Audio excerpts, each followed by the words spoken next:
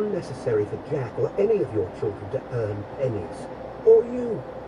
Your children have the opportunity for education. He felt her hostility. He wasn't used to opposition from a woman. He wanted to shake her, make her agree. Instead, he rang for Jenkins. She took her money and left. It was only several hours later, after pinching out in the greenhouses, then checking for early leaf drop in the orchard, that his annoyance dissipated.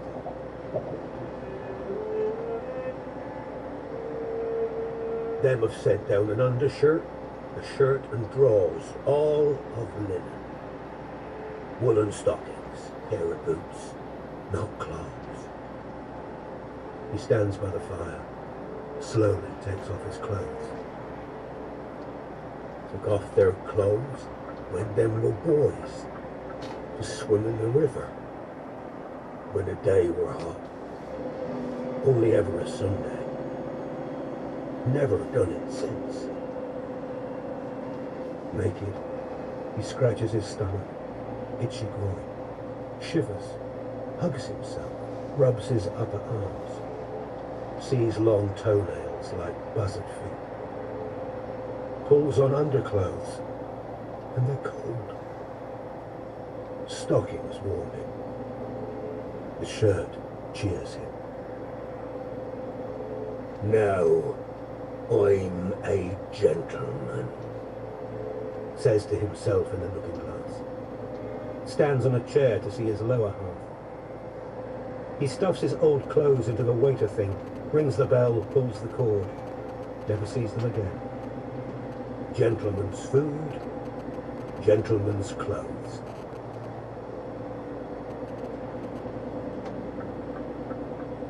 Ah, good morning, Mrs. Warlow. Hannah. Powys was standing halfway down the long room, ostensibly searching for a book. His own awkwardness was matched by hers. The new term will begin soon. I hope to hear that all the children are at school. Polly be too young. Except for Polly. Yes, sir. I want only what is best for you and your children. Sir. He held the money out to her, and as she took it, grasped her hand with both of his by way of insistence. She pulled away, perhaps thinking to hold on to the money, that he had changed his mind and would take the money again, and the back of his hand brushed against her breast. Ah, he said, I'll call. But she rushed out before he'd had a chance to ring for Jenkins. All he'd meant was to urge, and even perhaps compel her to do as he said. He thought of the whores in Jermyn Street, tucking the new banknotes into their bodices as their breasts tumbled out, their pert smiles. Yet now, he couldn't forget that he'd touched this woman.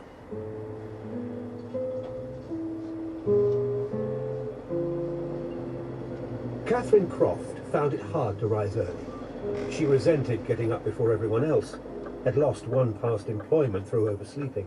Once up, however, she set about lighting fires, boiling water in the copper, and opening shutters without thought, her mind still swimming in a night's vivid dreams. The new housemaid, Annie Taylor, was young and very pretty. Everyone was alert to the girl's presence, she thought, even Mr. Powys, on the rare occasions when they encountered him. For a while, Catherine was put out. She was 29, unmarried, and her nose was too big. Combined with dark ringed eyes, heavy eyebrows, and straight black hair, she reminded one of a determined wolf. For a housemaid, she was unusually well educated, and could easily answer back when Joseph Jenkins reprimanded her, even if it wasn't a housemaid's place to be other than obedient to the butler. She soon realized the pointlessness of envying Annie her looks, was compensated too by her higher status, much more by her own superior intelligence. She taught Annie with a briskness and rapidity of speech that made the younger woman gape. Catherine would nudge her heavily at Cook's continuous gin and water sipping, and thrill her as they turned back Mr. Powys's sheets. "This is the only company he'll ever have," she said, thrusting a warming pan down the bed. "Never taken a woman to bed, they say. prefers vegetables. But now there was Warlow, and Annie was shocked. It would be lonely. I'd be so lonely. Remember all the stuff he's got down there? That bed we polished, elegant furniture, pictures, a bath?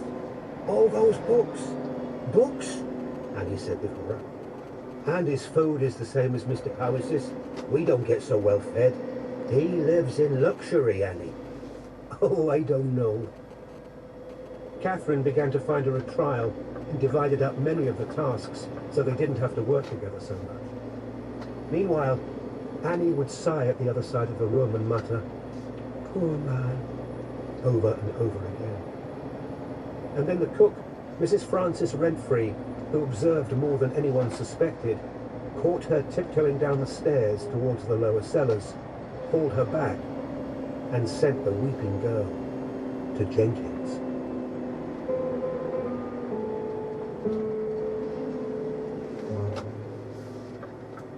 The Warlow Experiment was written by Alex Nathan, read by Robert Glenister, abridged by Jeremy Osborne and produced by Karen Rose. It was a Sweet Talk production for BBC Radio. Tomorrow at the same time, while Warlow is isolated and underground, Powys, who has no family of his own, becomes entranced by Hannah, Warlow's wife. This is BBC Radio 4 Extra. And now we continue Anne-Marie de Mambro's tale about the Glasgow lawyer Rachel, who's dealing with the wayward relatives she's been brought up to ignore after discovering they share the same cancer gene. Today, the unlikely allies, Rachel and Marilyn, begin to bond, until Rachel's suspicions are aroused after a visit to her house.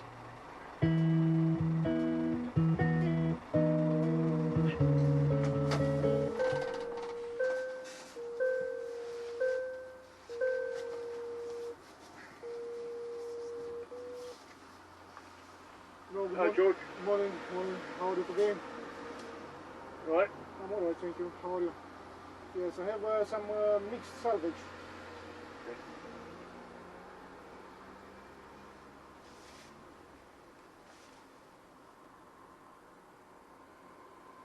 What's your trailer, George? The trailer number is right now on channel. It's 6321.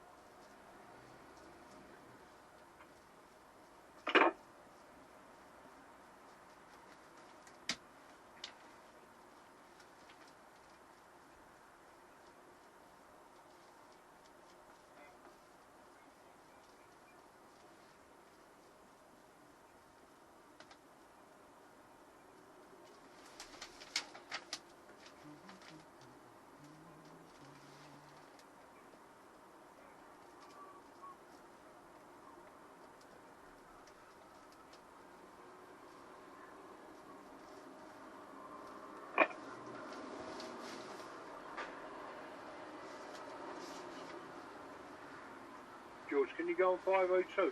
502, alright. Thank you. Come on. Have a nice afternoon, thank you.